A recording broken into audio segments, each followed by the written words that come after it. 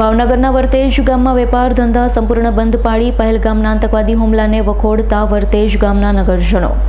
કાશ્મીરમાં થયેલા હુમલામાં નિર્દોષ ભારતીય નાગરિકોની હત્યા કરવામાં આવી છે તે ખૂબ જ દુઃખદ અને નિંદનીય ઘટના છે।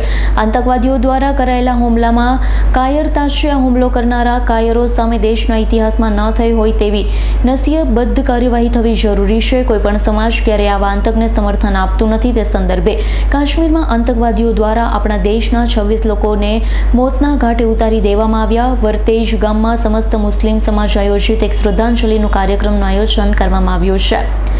વર્તેજ ગામના સમસ્ત મુસ્લિમ સમાજના દરેક વેપારી ભાઈઓએ પોતાના ધંધા રોજગાર બંધ રાખી કાર્યક્રમમાં જોડાયા છે।